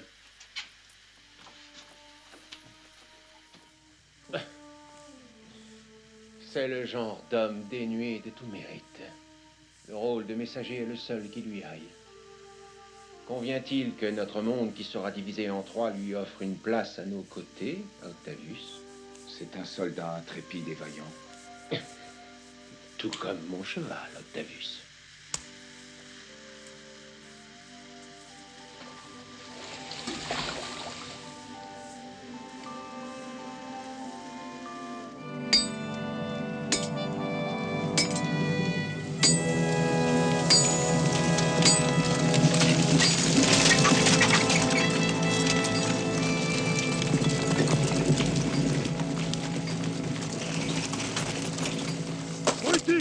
Frère, tu as eu des torts envers moi. Jugez-moi, grand Dieu, ai-je jamais fait tort à mes ennemis? Alors comment aurais-je pu faire tort à un frère? Devant les yeux de nos deux armées qui ne devraient voir entre nous que de l'amitié, évitons toute dispute. Brutus, ce ton hors de propos cache de nombreux torts. Et quand tu fais cela, tu... Calme-toi, Cassius, et explique doucement tes griefs. Je te connais bien. Que personne ne nous dérange jusqu'à la fin de notre entretien. Que Lucilius et Titinius gardent notre porte. Je vais te donner la preuve de tes torts envers moi. Tu as fait condamner Lucius Pella pour s'être laissé corrompre par les Sartiens. malgré ma lettre, par laquelle je disais qu'il m'était connu, mais tu as ignoré ce Tu t'es fait tort à toi-même en détaillant une telle affaire. Dans les temps que nous traversons, il est inconvenant qu'une affaire si bénigne subisse une telle réaction. Écoute-moi, Cassius. Toi aussi, tu es condamnable. On te reproche d'avoir des démangeaisons aux mains pour trafic de tes offices contre de l'or à des indignes. Quoi? J'aurais des démangeaisons aux mains? Tu sais que tu es Brutus en me parlant ainsi. Ou par les grands dieux, tes paroles seraient les dernières. C'est par ton nom que s'honore cette corruption. C'est pourquoi le châtiment se voile la face. Le châtiment? Rappelle-toi Mars. Les ides de Mars, tu n'as pas oublié? N'est-ce pas au nom de la justice qu'a coulé le sang du grand César? Quoi, l'un d'entre nous aurait frappé le premier homme de l'univers en contaminant nos mains pour ensuite protéger des brigands et sur le champ vendre notre immense gloire et l'honneur de Rome pour cette quincaille que ma main pourrait tenir? Je préférerais être un porc couvert de boue que d'être un tel Romain. Brutus ne me harcèle point, je ne saurais l'endurer. Tu t'oublies en voulant me dompter. Car moi, je suis un soldat, plus ancien que toi et plus capable de décision. Non, Cassius, tu ne l'es pas. Oh si, Brutus. Je te dis que tu ne l'es pas. Je t'en prie, arrête les provocations ou je vais perdre mon calme. Tu devrais penser à ta survie. Ne me provoque plus, tu entends? Laisse-moi tranquille, homme de rien. Est-il possible que... Écoute-moi attentivement. Je n'ai pas à supporter tes éruptions de colère stérile. Dois-je être effrayé parce qu'un malade me regarde? Ah, grand Dieu, dois-je endurer tout cela? Oui, tu le dois. Et encore plus. Fulmine jusqu'à ce que ton cœur explose. Pour montrer à tes esclaves ta colère noire, va faire peur à tes pauvres paysans. Dois-je m'écarter? Dois-je rester et admirer ta fureur? Ou bien dois-je attendre et me prosterner devant ta mauvaise humeur? Par les dieux, tu vas à l'instant avaler le fiel de ta bile. Duses-tu en mourir? À partir de maintenant, je vais me servir de toi pour rire. Je vais m'esclaffer chaque fois que tu t'emporteras. Ah, nous en sommes là. Tu as dit que tu étais meilleur soldat. Alors montre-le, justifie cette prétention. À cet instant, tu me feras grand plaisir. Personnellement, je serai comblé de m'instruire auprès d'un homme vaillant. Tu me fais tort en tout, tu me fais tort, Brutus. J'ai dit que j'étais ancien soldat et non le meilleur. Et je dis meilleur... Si tu l'as dit, je ne m'en soucie pas.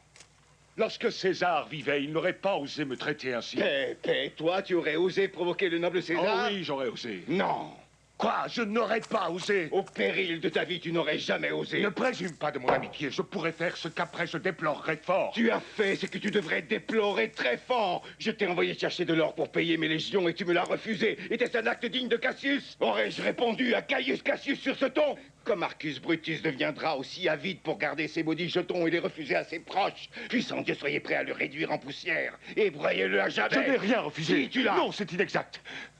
C'était un pauvre fou, celui qui a apporté ma réponse.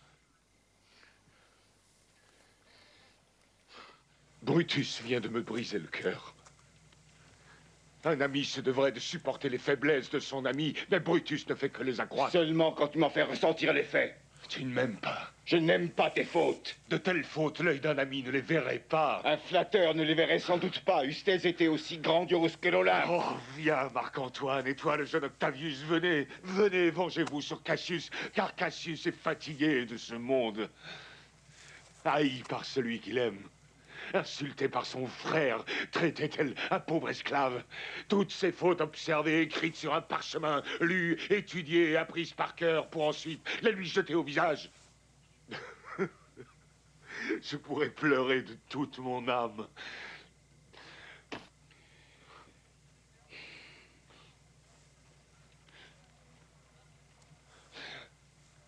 Tiens, voici mon poignard.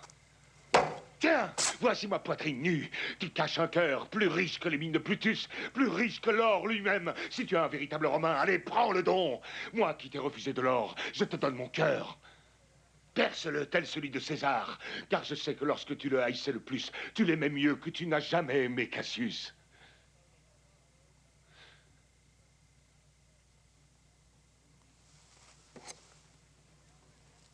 Reprends ta dague.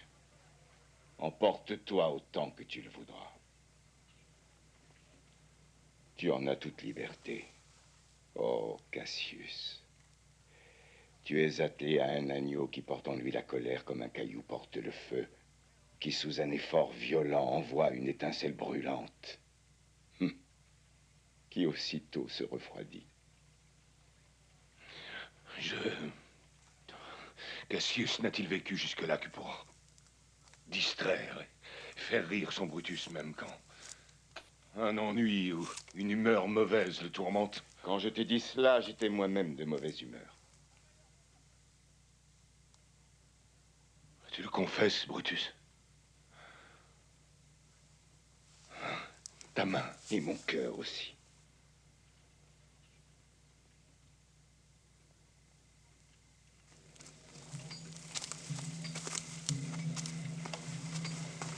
Lucilius et Titinius, que les commandants préparent le logement de leur compagnie. Revenez ensuite et amenez-nous Messalas sur le champ. Lucius, une coupe de vin.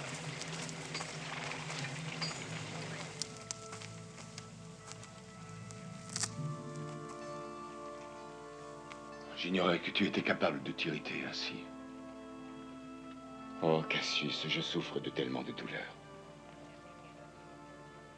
Portia est morte. Portia? Morte, oui. Et tu as épargné ma vie alors que je te contrariais. Quelle insupportable perte, quelle tristesse. De quoi est-elle morte? Du désespoir de mon absence, de la douleur de voir le jeune Octavius et Marc-Antoine grossir ainsi leur force. J'ai reçu cette nouvelle avec celle de sa mort. Portia en a perdu la raison. Ses proches étaient absents. Elle a avalé du feu. C'est donc ainsi qu'elle est morte. Oui, c'est ainsi. Oh, dieux immortels. Ne parle plus d'elle. Serre-moi une coupe de vin.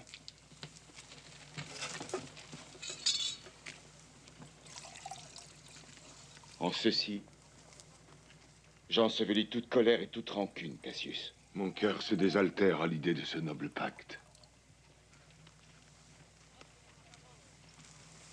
Entre, Titinius. Bienvenue à toi, Messala. Asseyons-nous autour de cette table et discutons sur nos actuelles nécessités. Portia, tu nous as quittés. Je t'en prie, plus un mot. Messala, des lettres m'apprennent que le jeune Octavius et Marc-Antoine descendent sur nous avec des forces considérables. Ils dirigent leur marche vers Philippe. J'ai moi-même reçu des lettres de la même teneur. Que penses-tu d'une marche immédiate sur Philippe? Je n'approuve pas cette idée. Pour quelle raison? Il est préférable que l'ennemi nous cherche. Ainsi, il épuisera ses ressources, fatiguera ses soldats et se fera à lui-même du tort. Et si nous restons là, nous serons reposés parfaitement alertes. Les raisons, aussi bonnes soient-elles, doivent céder leur place à de meilleures. Les populations entre Philippe et ce territoire ne nous sont attachées que par une affection forcée. C'est à contre-cœur qu'elles ont fourni leur contribution. Écoute-moi, mon bon frère, je crois Excuse-moi, Cassius. Tu dois savoir que nous avons obtenu toute l'aide possible de nos alliés. Nos légions sont complètes, notre cause est mûre. L'ennemi se renforce de jour en jour. Nous sommes au zénith et au bord de la décadence. Il y a toujours une marée qui monte dans les histoires humaines. Elle assure la fortune. Qu'on la manque, et tout le voyage de la vie s'affaiblit dans les cloaques et dans de terribles misères. Telle est la pleine mer sur laquelle nous flottons en ce moment. Il nous faut suivre le courant pendant qu'il nous sert ou ruiner notre expédition.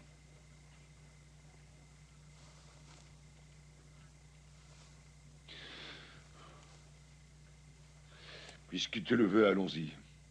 Nous irons ensemble et nous les combattrons donc à Philippe. La nuit a grandi pendant notre entretien et la nature doit obéir à la nécessité. Faisons-lui donc l'aumône d'un léger repos. Un commentaire? Non, aucun. Bonne nuit. Demain, nous nous lèverons aux aurores et en route. Lucius, ma robe. Adieu, digne Messala.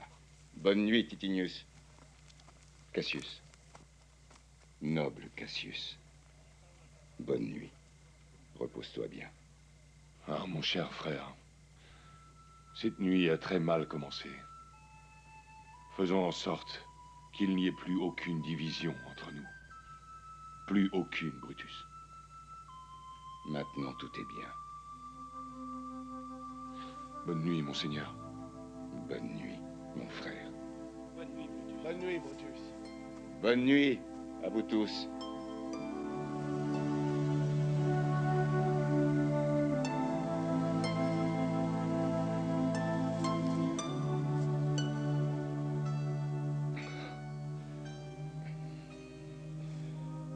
Cette flamme n'éclaire rien.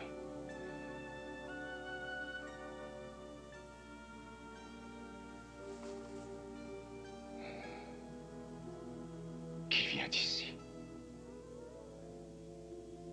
Ce doit être l'affaiblissement de mes yeux qui forme cette apparition monstrueuse. Elle vient pour moi.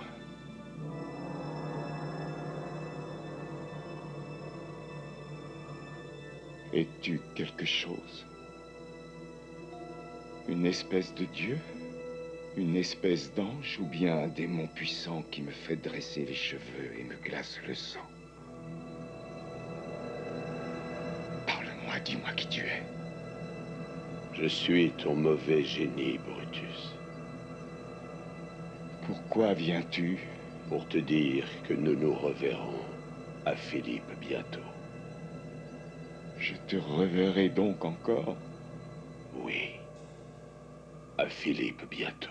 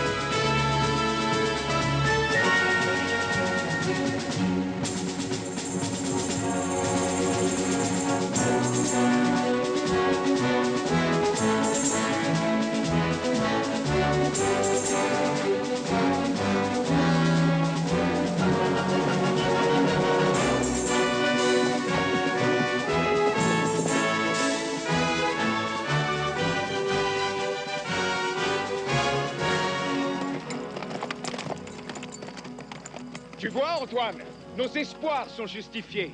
Tu disais que l'ennemi ne descendrait pas et qu'il garderait les collines. Ce n'est pas ce qui arrive, leurs armées sont en vue. Ils prétendent nous braver ici à Philippe, avant même que nous les appelions. Je suis dans leurs pensées et je sais pourquoi ils font ça. Ils se présentent avec la peur pour bravoure, en pensant que cette parade nous fera croire qu'ils ont du courage.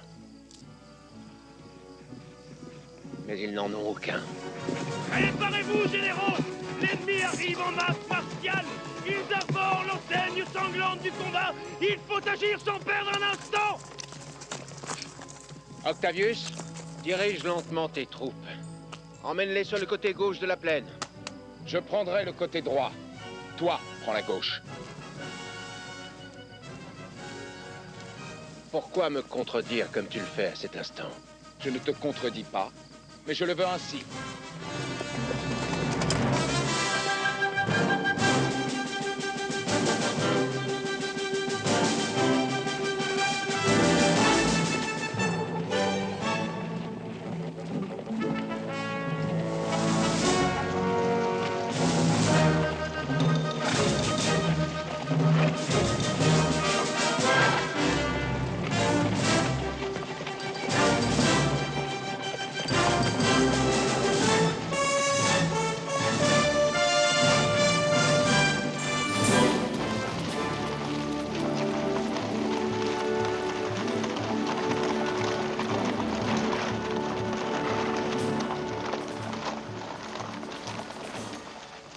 Ils s'arrêtent, ils veulent parlementer. Nous faisons halte, soldats! Nous allons négocier.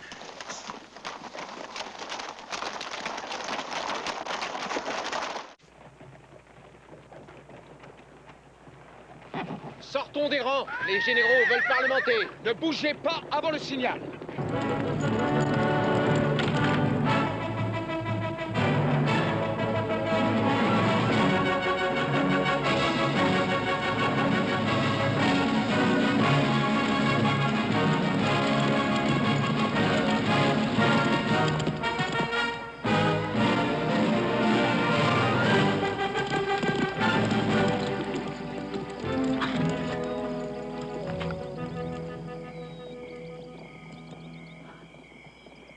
Les paroles avant les effusions de sang, est-ce bien raisonnable? Nous n'avons pas de préférence pour les paroles, contrairement à vous. De bonnes paroles valent mieux que de mauvais coups, Octavius. Avec tes bonnes paroles, Brutus, tu donnes de mauvais coups.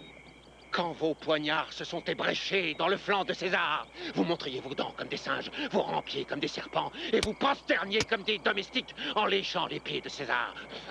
Vil flatteur. Flatteur. C'est toi, Brutus, que nous devons remercier. Sa langue ne nous offenserait pas aujourd'hui si tu m'avais écouté. Venons-en aux faits. Si l'argumentation nous met en sueur, la preuve exige une transpiration un peu plus rouge. Voyez, du fourreau, j'ai tiré le glaive contre les conspirateurs. Qu'en pensez-vous qu'il y retournera? Jamais, jusqu'à ce que les 33 blessures soient pleinement vengées. Ou alors si Octave ajoute un autre meurtre sur chacun de vos glaives de traître. Jeune César, tu n'as aucun risque de mourir de la main de traître. Je l'espère. Je ne suis pas né pour mourir par ton glaive, Brutus. Oh, fusses-tu le plus noble descendant de ta lignée, mon jeune ami. Tu ne saurais avoir plus honorable mort. Écolier mal appris. Il serait indigne d'un tel honneur. Associé d'un libertin et d'un plaisantin. Ah, ce vieux Cassius! Je vous lance un défi et je le lance à vos visages de traîtres. Si vous osez combattre aujourd'hui, venez donc dans la plaine, si tant est que vous en ayez l'estomac. Allez, Marc-Antoine, partons. Ya!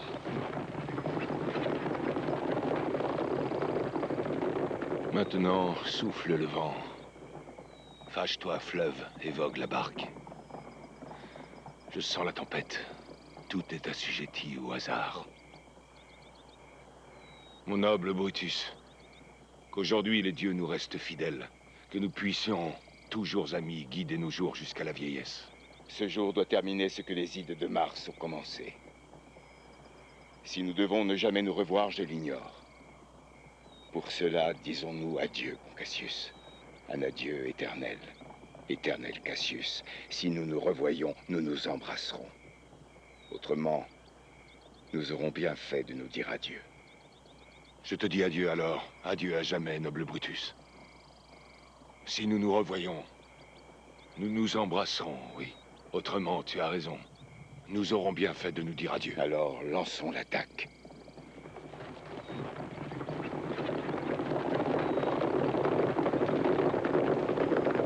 L'homme aimerait bien savoir comment se terminera cette journée. Mais il lui suffit de savoir que le jour finira. Il en connaît donc le résultat.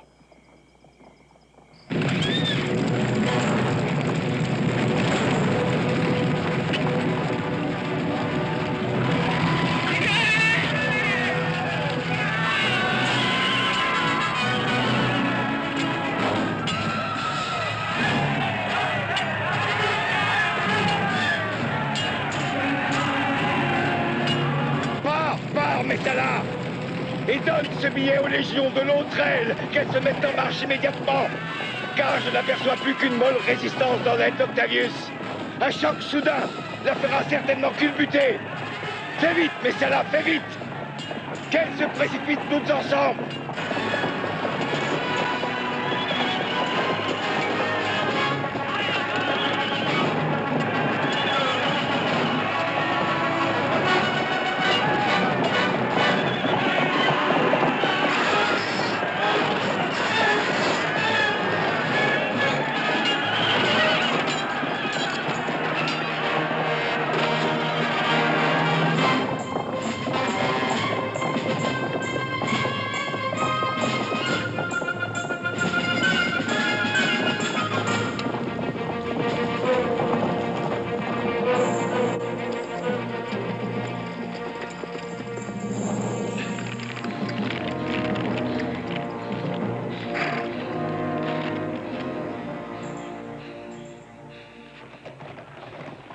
Témoigner, Messala, que contre ma volonté, j'ai été forcé de confier au hasard d'une bataille nos libertés. Dans notre marche depuis Sardès, 2 puissants aigles se sont abattus sur notre enseigne avancée. Ils s'y sont perchés et ils ont saisi la pâture des mains de nos soldats. Ce matin, ils nous ont survolés et s'en sont allés. Et des corneilles, des corbeaux, des aigles planent au-dessus de nos têtes. Ils abaissent les yeux sur nous, ne voyant que des proies agonisantes. Leurs ombres semblent être un chapiteau fatal, sous lequel notre armée est déjà prête à s'abandonner au trépas. Ne crois pas à tout cela. Je n'y crois que partiellement. Car je me sens plein d'ardeur et résolu fermement à affronter tous les périls.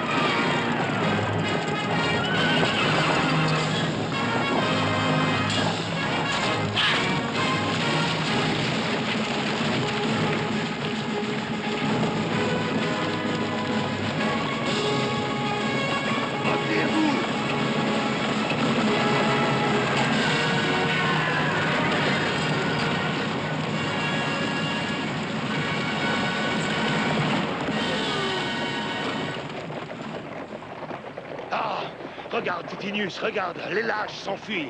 Cette enseigne s'est sauvée comme une bête, alors j'ai tué ce lâche. Oh, Cassius, Brutus a donné le signal trop tôt. Ayant l'avantage sur Octavius, il l'a poursuivi avec trop d'ardeur. Ses soldats se sont mis à piller, alors que nous étions tous encerclés par Antoine. Fuyez plus loin, monseigneur! Fuyez plus loin! Marc-Antoine est dans vos tentes, Cette monseigneur! colline est bien assez éloignée. Regarde, regarde, Titinius. Sont-ce mes tentes d'où j'aperçois les flammes? Titinius, si tu m'aimes, monte mon cheval et perce-le de tes éperons. Je dois savoir si ce sont des troupes amies ou ennemies. Padarus, monte en haut de la colline. Ma vue a toujours été trouble. Vas-y, Titinius, et viens me dire ce que tu vois sur le champ de bataille.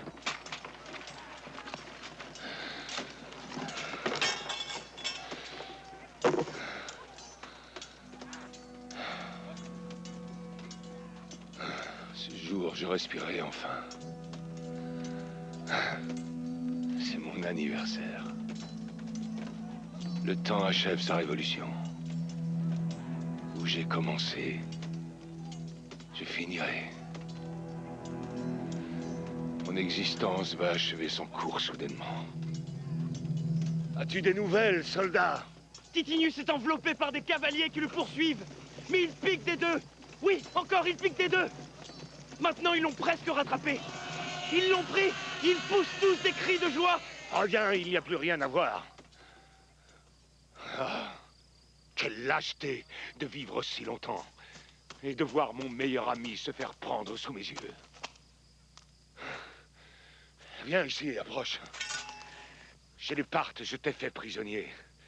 Je t'ai fait alors jurer en te conservant en vie que tout ce que je pourrais te commander, tu l'exécuteras, alors remplis ton serment. Désormais, sois libre, prends ce glaive qui traversa les entrailles du bon César. Ensuite, transperce cette poitrine, ne réponds pas. Saisis ce glaive et quand mon visage sera caché, comme il l'est maintenant, guide la lame.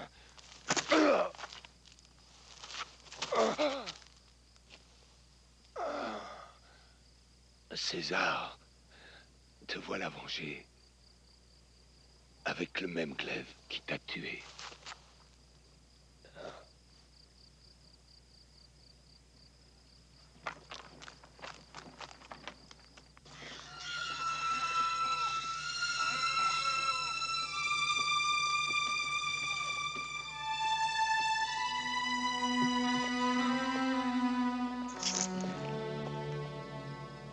Il s'est tué.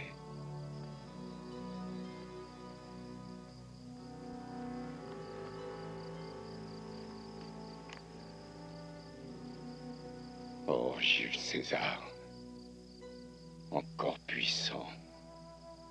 Ton esprit erre par le monde et tourne nos glaives contre nos propres entrailles. Le soleil de Rome s'est couché. Ainsi finit ce jour. Pourquoi m'as-tu fait partir, brave Cassius? N'étais-je pas l'ami des tiens? N'ont-ils pas orné mon front de la couronne de victoire en m'ordonnant de te la remettre?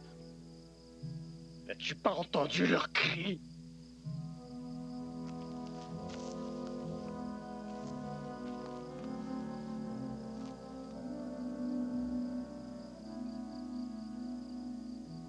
Oh, toi, le dernier hommage te dit adieu. Compagnon, je dois plus de larmes à cet homme mort qu'on n'en versera jamais.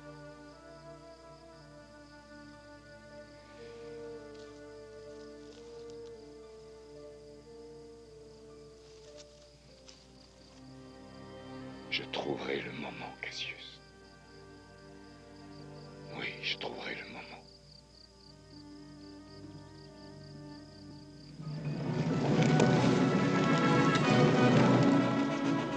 Toi aussi, Brutus.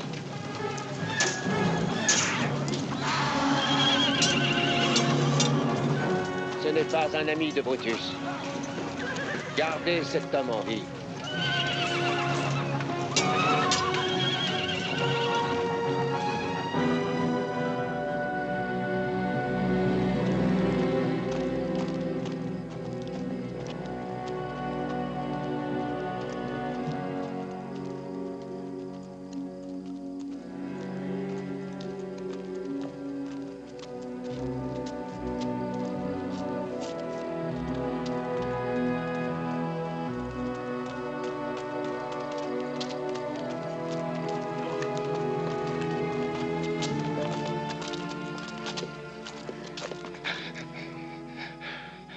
Venez, mes derniers amis. Reposons-nous près de ce rocher.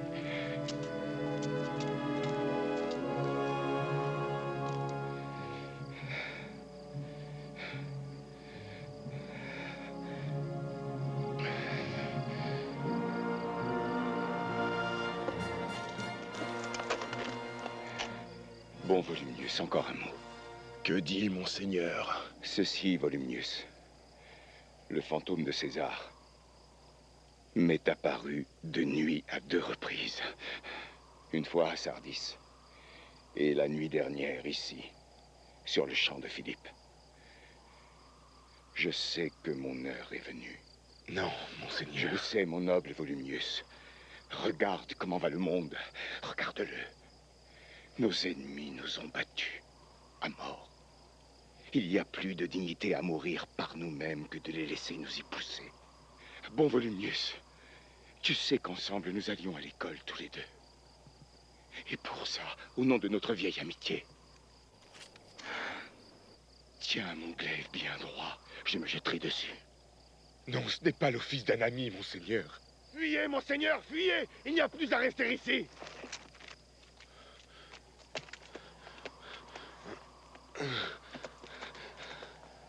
Je te dis adieu. À toi aussi, Volumnius. Compatriote, j'ai eu la joie au cœur, en songeant que pendant toute ma vie, jamais je n'ai trouvé homme qui me fût plus fidèle. J'aurais gagné plus de gloire pendant cette journée, bien plus qu'Octavius et que Marc-Antoine n'en obtiendront par un déshonorant triomphe. Une dernière fois, adieu à tous. Car Brutus a ici fini de conter son histoire. La nuit déjà pèse sur mes yeux. Mes os veulent du repos, n'ayant travaillé que pour atteindre cette heure. Fuis, monseigneur, fuis! Avance, je vais te suivre. Un moment, Strato, attends. Reste près de moi. Tu es un homme fidèle, et je te respecte. Ta vie n'a pas manqué d'honneur. Prends mon glaive. Détourne ton visage quand je me précipiterai dessus. Fais-le, Strato. D'abord ta main. Adieu, mon maître. Adieu à toi, bon Strato.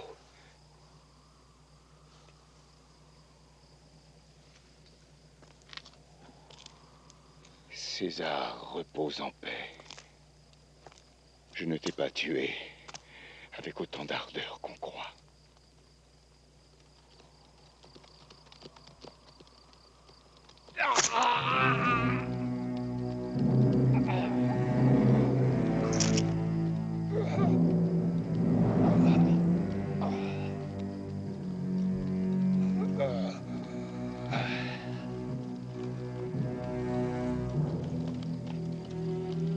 Quel est cet homme? Il appartient à mon général.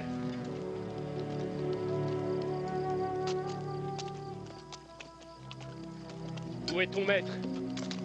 Délivré de la servitude où tu es, monseigneur. Les vainqueurs ne peuvent faire de lui que descendre. Car Brutus n'a jamais été vaincu que par lui-même. Et nul autre n'a eu la gloire de sa mort.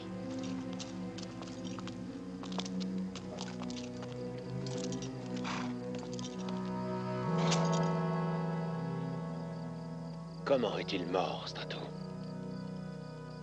Il s'est jeté sur le glaive que je tenais.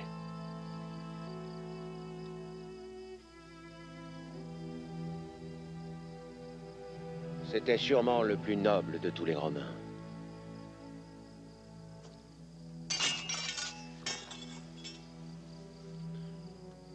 Tous les conspirateurs, excepté lui, n'agirent que par envie contre le grand César. Lui seul pensait loyalement à l'intérêt général et au bien public en se joignant à eux. Sa vie était paisible. Et les éléments si bien combinés en lui que la nature pourrait se lever et dire au monde entier: ce fut un grand homme.